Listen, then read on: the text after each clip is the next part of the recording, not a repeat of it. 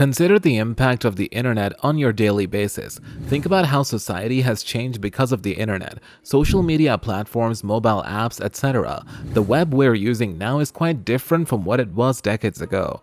What has changed in the world of the web and, more importantly, what is its future? Additionally, why do all of these matters really matter? But first, hey guys, welcome to our YouTube channel. In this video, I'll explain how the web has changed and where it's headed, and the reason why it's important.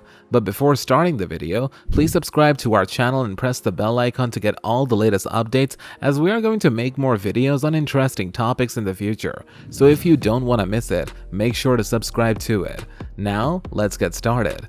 The web has changed in the past, and the features of the web today are not even recognizable from its initial days. The development of the internet is usually divided into three distinct phases: Web 1, Web 2, and Web 3. Web 1. Web 1 was the first version of the internet. It was a time when most users were the content consumer, while the creators were generally developers who created websites with information that was presented in image or text format.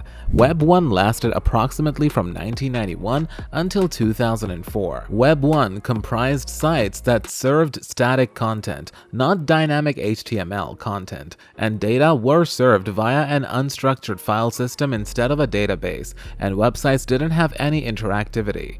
It's possible to imagine Web 1 as the read-only web. Web 2. The majority of us have been exposed to the web in its present form, often referred to as Web 2. Web 2 can be thought of as the social and interactive web. In the world of Web 2, it is not necessary to be a developer in order to be a part of making. Many applications are built in a way that lets anyone be a creator. If you'd like to create an idea and publish it on the internet, then you are able to. If you'd like to share a clip to allow millions of people to view it and interact with it and even leave comments on it, then you are able to do that as well. Actually, Web 2 is easy because of its ease of use. More people across the globe are creating content. The web in its present format is fantastic for many reasons. However, there are areas in which we could do better. Web 3. There are some fundamental distinctions between Web 2 and Web 3, in that decentralization is the main reason. Web 3 makes the internet more useful in the way we use it today, with several other features because it is verifiable, self-governing, stateful, permissionless, native built-in payment system, and robust.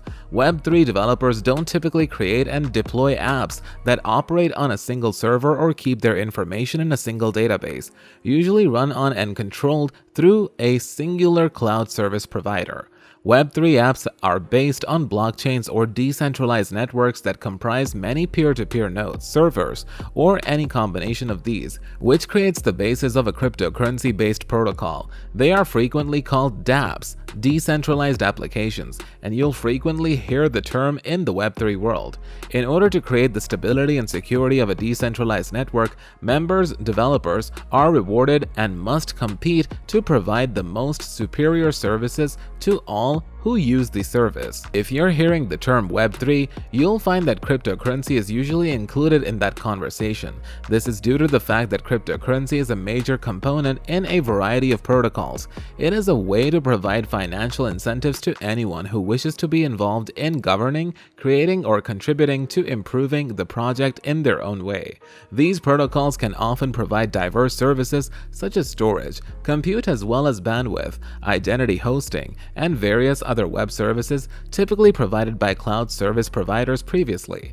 People earn money by taking part in the protocol in a variety of ways, in both technical and non-technical aspects. The users of the service typically pay to access the protocol in the same way as what they pay to an online cloud service like AWS in the present. With the exception of Web 3, funds are paid directly to participants in the network. As with various forms of decentralization, you'll find that redundant and ineffective intermediaries are eliminated. A variety of web infrastructure protocols, including Filecoin, LivePeer, Arweave, and The Graph, have issued utility tokens that regulate the way the protocol works. They also provide rewards to users at various different levels within the networks. The native blockchain protocols, such as Ethereum, won't work in this way. Native payment. Tokens are also able to provide an integrated payment layer that is free of borders and is frictionless. Businesses like Stripe as well as PayPal have added billions of dollars in value through the use of electronic payment. They are extremely complicated and aren't able to provide real interoperability across countries between participants. You must also give up your personal information and sensitive data to access these systems. The crypto wallet such as MetaMask as well as Taurus allows you to incorporate easy, anonymous, and secure payments from abroad and transactions into Web3 apps. How identity works in Web3. Web3's identity also operates in a different way than the way we use it in the present. The majority of the time in Web3 applications, the identities are linked to the wallet address of the user who is interacting with the web, in contrast to Web2 authentication methods such as OAuth and email plus password that typically require users to give personal and sensitive details. The wallet addresses are totally anonymous unless the user chooses to connect their personal identity to the wallet. If the user opts to make use of the same wallet in several apps, their identity can be seamlessly transferred across apps, which helps them establish their credibility in time. Tools and protocols such as Ceramic as well as IDX are already allowing developers to integrate self-sovereign identities to their apps to replace traditional identity and authentication layers. In addition, the Ethereum Foundation is also releasing an RFP in the works for the definition of a standard of sign-in with Ethereum that could provide an easier and better documented approach to this in the future. This could also serve as a useful thread that provides a summary of the ways it could enhance existing authentication processes. So that's all for it for today's video. I hope you all liked this video. Do recommend us some topics as well on which you want to see the videos in the future. Don't forget to hit the like button and share it with your friends and family if you like this video. We'll be back soon with a new video. Till that, keep supporting and take care.